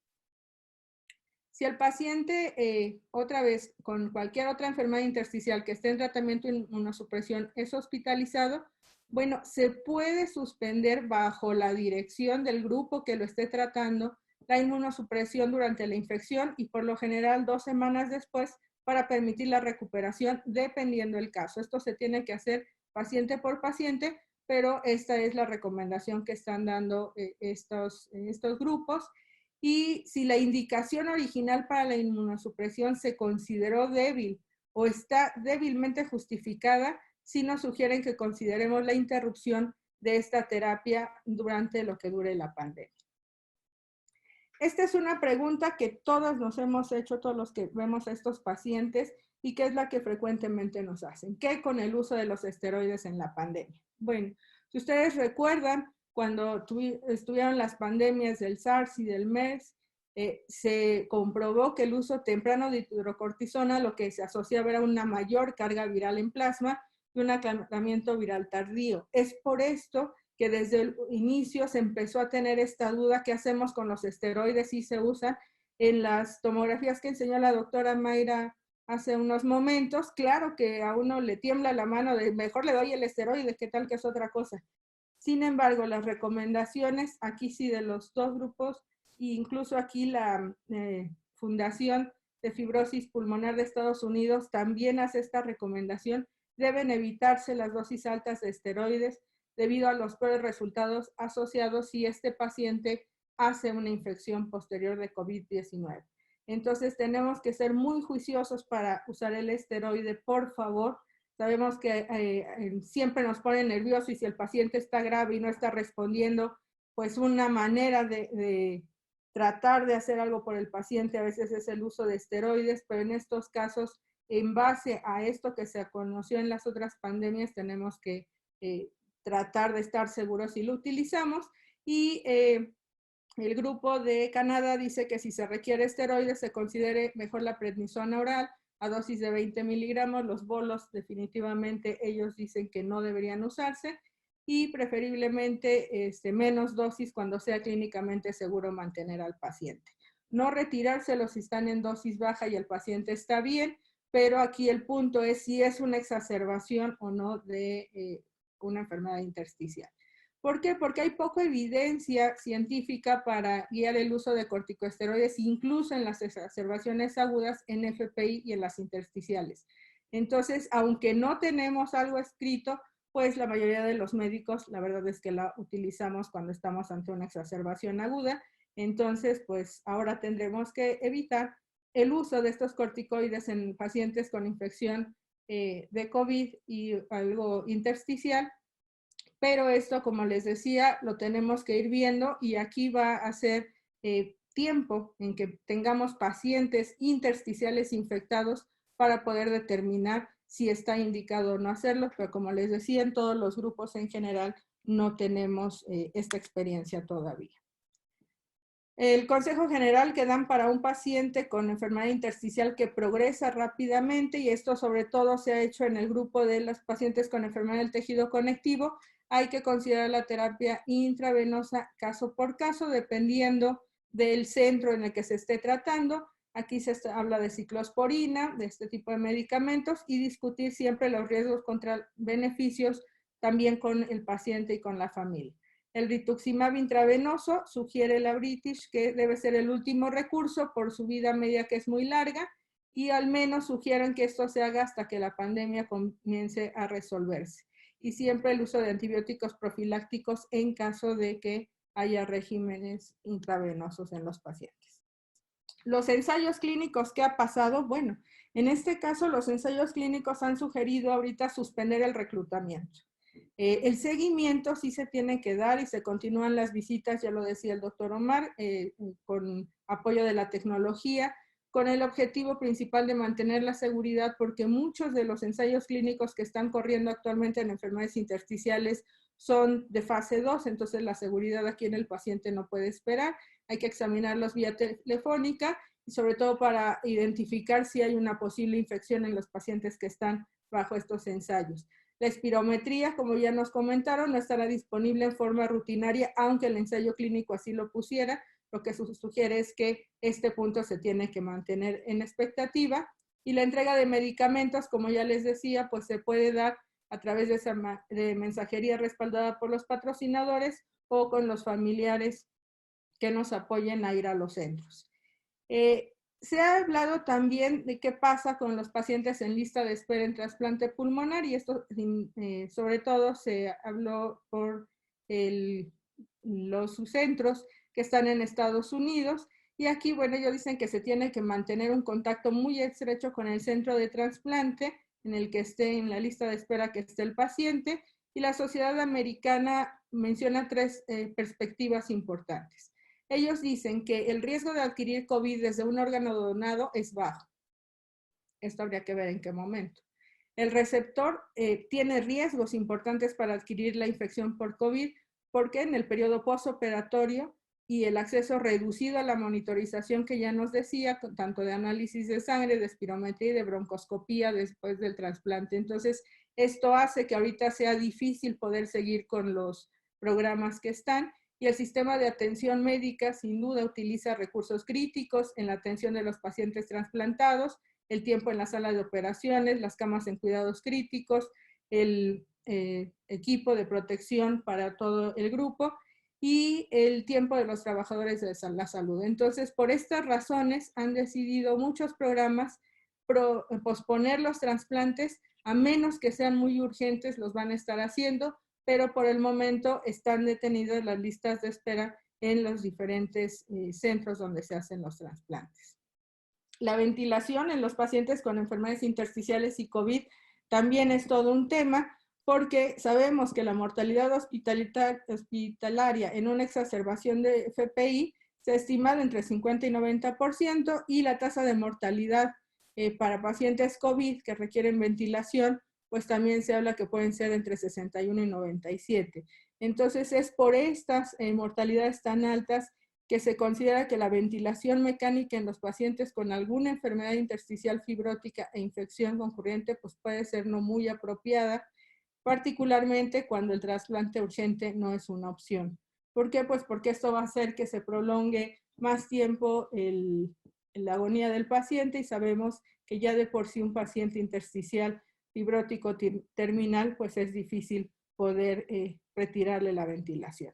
Entonces, otra vez hay que tener en cuenta la directiva de cuidados paliativos, que quizá aquí sí tenemos que trabajar más una vez que se vaya COVID, para tener en claro con los familiares y con los pacientes qué se haría en una situación como esta, en la que afortunadamente pues no hemos estado nosotros todavía tan inmersos. La rehabilitación y los tratamientos no farmacológicos, pues déjenme decirles por favor que la rehabilitación no se puede suspender, pero hay que hacer los ejercicios en casa. Sin duda siempre decir que deben dejar de fumar, ahorita por un poco la ansiedad, el tabaquismo no podemos dejarlo de largo, estar seguros que nuestros pacientes no se van a quedar sin oxígeno, el apoyo social con sus familiares e incluso con sus médicos es muy importante, y mantener la dieta equilibrada. Y les voy a quitar 2 minutos más hablándoles de un punto que es de especial interés, y que por eso les decía que no se van a deshacer de nosotros tan fácil, porque el impacto de la investigación en EPID es muy alto. está limitando, como ya les mostré, el acceso a nuevas terapias en las enfermedades intersticiales porque se están retrasando los ensayos clínicos. Esto también impacta en la disminución de los ingresos en los sitios donde se hacen los estudios de enfermedades intersticiales y, por ejemplo, quienes hacemos investigación, por ejemplo, traslacional o los registros, en estos momentos se ha suspendido el que puedan llegar los pacientes y entonces vamos a tener periodos de datos faltantes y abandonos que van a complicar análisis futuros en las enfermedades intersticiales. No hablemos del uso de fondos que va a ser limitado, pero aquí lo que quiero decirles es que como siempre tenemos que ver cómo mitigar la pérdida de productividad y seguir sabiendo qué vamos a hacer con nuestros pacientes intersticiales cuando se vaya el COVID o cuando al menos se pueda controlar mejor y apoyar el desarrollo profesional de los alumnos, porque como ustedes saben, los alumnos que se están especializando en las enfermedades intersticiales, para nosotros es muy importante que puedan ver pacientes. Ya lo mencionaban esto, se está hablando de que va a haber una fibrosis pulmonar post-COVID, ya nos decía la doctora Mayra, a veces esos trazos se pueden quitar, no sabemos si en este caso va a ser igual que en influenza, que estén un tiempo esas fibras y después se absorban por completo, eso lo vamos a ir aprendiendo. Y sin duda, pues todos los que nos dediquemos a las enfermedades intersticiales tenemos que prepararnos para aprender de los casos fibróticos después de la pandemia. El receptor de enzima convertida de angiotensina ha sido un parteaguas, ya sabemos y nosotros ya conocíamos bien de este receptor porque es protector en algunos tipos de fibrosis pulmonar y sabíamos que estaba reducido en los pacientes que tienen fibrosis pulmonar idiopática. Entonces, esto nos lleva a que, si ustedes ven, estos receptores están en las células alveolares tipo 2 y hemos visto que también los macrófagos, que son derivados de monocitos, cuando están en un ambiente de inflamosoma con muchas citocinas, estos pueden, dependiendo del ambiente, cambiar a ser macrófagos 1 o macrófagos 2, y esto nos puede ser la causa por la cual puede haber cambios fibrosantes, de los cuales vamos a ir aprendiendo, pero esto seguramente lo vamos a ir viendo en otras charlas. ¿Qué les voy a terminar diciendo? Que hay muchas preguntas pendientes, como pueden ver ustedes aquí. No sabemos la frecuencia con que COVID va a causar enfermedades intersticiales, ni los factores de riesgo para desarrollarlos. No sabemos el impacto de COVID en los intersticiales. Tampoco sabemos la tasa de mortalidad. No sabemos la biología si se presentan estos dos. Tampoco sabemos qué pasa bien con los tratamientos.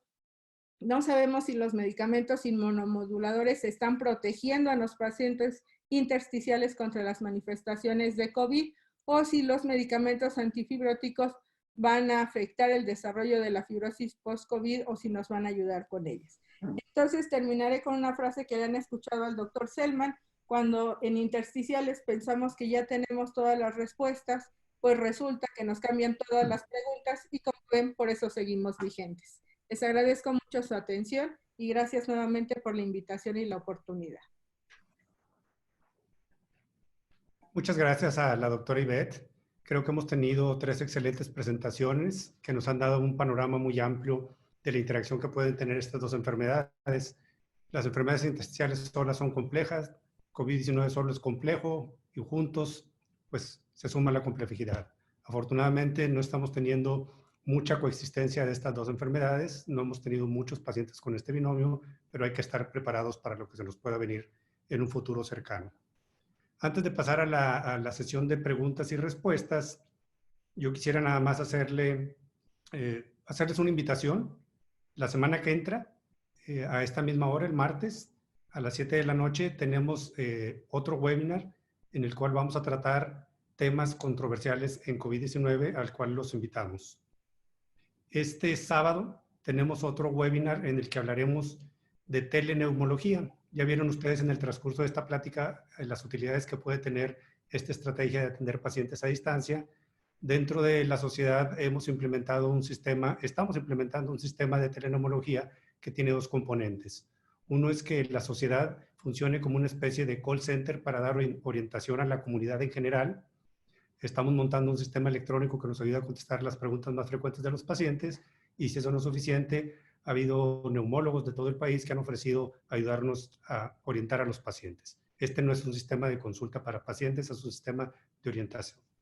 Por el otro lado, el webinar que vamos a presentar este sábado, ese sí tiene la idea de que podamos desde nuestras instituciones o desde nuestro consultorio privado reactivar un sistema de atención en el que hagamos consultas de la manera más formal posible, cubriendo todos los aspectos éticos, legales y prácticos que se requieren para que tengamos una consulta que sea considerada como tal, que sea formal y en la cual los médicos puedan recibir una remuneración por su trabajo. Los invitamos entonces a que este sábado también estén con nosotros a las 12 del día.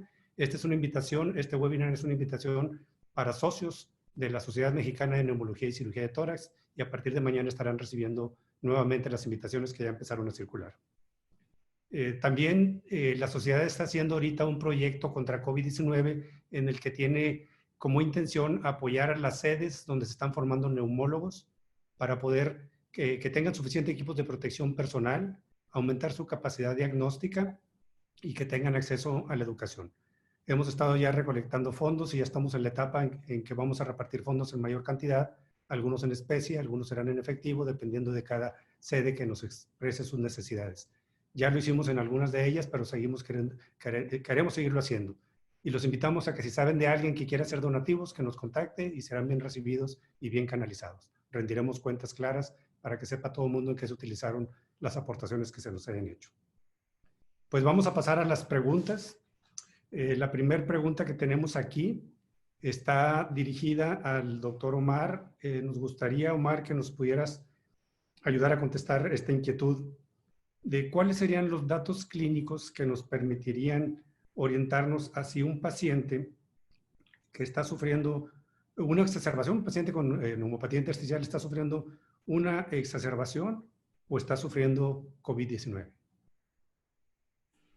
Claro que sí, muchas gracias, doctor. Y eso es una excelente pregunta y la verdad es que creo que es algo con lo que todos nos vamos a enfrentar y es algo que va a ser difícil en este momento de poder decir a ciencia cierta cuál sería la diferencia. Me Creo dijo que la aquí doctora Mejía que esa te la preguntara a ti, así que te toca. ¿Mande? Me dijo la doctora Mejía que esa la tenés que contestar tú, así que ni modo. No, está excelente. Creo que aquí tenemos que recordar un tanto ahí la definición pues de exacerbación en enfermedad pulmonar intersticial y ahí es importante tener en cuenta pues los criterios, ¿no?, que definen la exacerbación, que es básicamente recordar que es el empeoramiento igual en las últimas 4 semanas, con incremento de los síntomas y la aparición de nuevas opacidades en la tomografía superpuestas al patrón reticular que ya teníamos de la enfermedad pulmonar intersticial. Ahora, ahí sabemos, como lo presentó la doctora Mayra, que COVID nos está dando sorpresas porque nos da diferentes patrones tomográficos. Digo, el más frecuente ha sido la aparición de vidrio despulido, pero también tenemos zonas de consolidación que a veces se pueden parecer a la neumonía organizada. Y este vidrio despulido y estas zonas de organización, pues son las que frecuentemente se ven también en una exacerbación por enfermedad pulmonar intersticial. Entonces, acá será muy importante, creo que poner en práctica justo lo que mencionó la doctora Mayra en la ponencia, de ver esas características de la distribución de estas opacidades, cuáles son las características. Ya lo vimos en la presentación, COVID da unas imágenes muy características en vidrio despulido de distribución en lóbulos medios, en lóbulo medio hacia lóbulos inferiores, más periférico. Y pues en las enfermedades pulmonares intersticiales, pues vemos sobre todo en fibrosis pulmonar idiopática, que la aparición de ese vidrio deslustrado superpuesto, pues vamos a tener ahí la aparición de más bien el antecedente de la reticulación y el panal de abeja que va a estar presente. Ahí va a ser más difícil en personas que debuten con otro tipo de enfermedad intersticial en la que se parezca este vidrio despulido o las zonas de organización a las manifestaciones que sean por COVID. Pero creo que ahí la parte más importante pues va a ser el interrogatorio de estos síntomas que ya se mencionaron y que usted los mencionó al principio. Creo que es muy importante que interroguemos pues sobre la aparición de la fiebre, ¿no? En cuántos días lleva con la fiebre, los síntomas que pueden estar asociados a COVID y no tanto a enfermedad pulmonar intersticial, como es la cefalea, el antecedente de la faringodinia, las mialgias, artralgias, la fatiga. Creo que todos esos signos y síntomas nos van a ayudar a hacer el diagnóstico diferencial. Claro, creo que en este momento cualquier exacerbación de una enfermedad intersticial ya conocida debe considerarse como COVID-19 hasta que no se demuestre lo contrario. Exactamente, y creo que... De prevención indispensables para evitar que haya más gente enferma alrededor de ese paciente. Claro, y creo que en estos pacientes, como lo dijo también la doctora Mejía, desde el principio, antes de poder hacer algún procedimiento, hay que hacerles la prueba para SARS-CoV-2. O sea, hasta que no demostremos, como usted lo dijo, todo es COVID, hasta no demostrar lo contrario. Entonces, antes de poder hacer otra cosa, hay que hacerles la prueba. Bueno, la siguiente pregunta me gustaría que la doctora Mayra Mejía nos ayudara a aclararla. La doctora Ivette ya mencionó algo en su presentación de las secuelas que vemos en los pacientes con influenza. Hasta el momento, ¿qué sabemos del paciente con COVID? Ya llevamos vamos para 6 meses de que tenemos esta pandemia, y si tenemos ya reportes o evidencia de que hay pacientes que están tardando en resolver sus infiltrados o que ya se vio que se estancaron y que no lo resolvieron. Sí, nosotros no tenemos todavía mucha experiencia de lo que está reportado, no han puesto el seguimiento a largo plazo, pero por ejemplo, lo que sí hemos visto de los que hemos egresado, a pesar de haber estado en ventilación y el seguimiento que se les hace a estos pacientes, ellos regresan a saturaciones con aire ambiente a la normalidad, niveles de actividad normales. Y aquí lo que tendríamos que ver en las tomografías, no a las 4 semanas cuando se están egresando, sino a los 2 o 3 meses, ver qué tanto recuperaron pulmón. Lo que sí es que se están comportando muy parecidos a influenza, y de ahí sí tuvimos mucha experiencia que estas bandas fibróticas, le digo fibróticas entre comillas, a los seguimientos de 6 o 1 año, prácticamente desaparecieron y no dejaban secuelas. Entonces yo creo que a pesar de estos pacientes que hacen estas exacerbaciones, si el manejo respiratorio, ventilatorio, se sacan rápidamente de la ventilación y no estuvieron mucho tiempo en el CIRA, la posibilidad de que queden con fibrosis yo creo que es muy, muy baja. Nos hace falta entender más de esto. Incluso cuando nosotros vemos pacientes que han salido de CIRAS por otras causas, y que les damos seguimiento, vemos cómo en el tiempo se recuperan, y aquí la recuperación es más rápida. Por ejemplo, en influenza yo me acuerdo que los pacientes iban hasta 6, 7 meses con oxígeno y no podían retirarlo. De los pacientes que salen ahorita, de los que hemos visto, dado de alta, prácticamente retiran el oxígeno rápido, a pocos días o semanas de haber egresado. Entonces yo creo que la recuperación es más rápida, probablemente porque los que no van a salir fallecen, y ahí lo que tendríamos que ver en las autopsias, que son muy pocas las que tenemos y que se han hecho con los italianos, lo que han visto más que nada son los daños vasculares y trombóticos, pero no han, o no he visto yo un reporte donde diga que tanta alteración intersticial como tal, fuera de lo que es el daño alveolar difuso que se ve en las membranas hialinas por el CIRA, realmente se estén presentando. Incluso muchos de nuestros pacientes que hacen estas formas inflamatorias que se parecen mucho tomográficamente a una NINE o a una neumonía organizada, antes de que resuelvan, pues no tenemos la facilidad de ver a través de biopsias si tenían realmente este patrón histológico que se puede ver en algún otro tipo de procesos inflamatorios, y que a lo mejor esto ayudaría mucho a valorar el uso de la terapia antiinflamatoria o inmunosupresora, pero por obvias razones y el riesgo de contagio al personal de salud, sabemos que no se pueden realizar, ya que pues pone en riesgo que puedan tener algún contagio. Y bueno, como todos ustedes saben, un gran porcentaje de los médicos pues han salido positivos a COVID, y ponerle procedimientos de riesgo pues todavía lo va a incrementar más. Entonces pues tendríamos que traslapar lo que conocemos de otras enfermedades a lo que tenemos en imagen, pero yo estoy casi segura que no van a quedar con trazos fibróticos si traspolamos esta neumonía viral a lo que conocemos de influenza. Y con el tiempo que lleva ya la pandemia y los miles y miles de casos que hay, esperaríamos que hubiera reportes al respecto de eso, ¿verdad? Los países que primero empezaron tuvieron miles de casos y no ha habido gran reporte en relación a eso. Tendríamos que ver si los chinos nos sacan algún reporte, porque ellos pues ya van a empezar su segunda oleada de contagios, y pues nosotros cuando tengamos un poquito más de tiempo de seguimiento de estos pacientes, podríamos empezar a ver realmente qué es lo que hicieron. Tenemos tiempo para una última pregunta que me gustaría que la doctora Ivette nos ayudara a contestar. Ya mencionó que el tratamiento para las enfermedades intersticiales no está contraindicado contra COVID. Ahorita no tenemos un tratamiento específico para la neumonía viral y por lo tanto pues las interacciones no son esperadas, aunque hay algunos medicamentos que se pudieran utilizar y tener problemas. La pregunta que nos mandan es en relación al paciente que va a dar a terapia intensiva, donde tiene una polifarmacia, no solo tratamientos para COVID, sino todo lo demás que se usa en terapia intensiva, ¿qué cuidados hay que tener con las interacciones con los medicamentos que se dan para las enfermedades intersticiales? Como lo comentaba, la recomendación es que aquí lo que está poniendo en riesgo al paciente, la vida del paciente, es el COVID.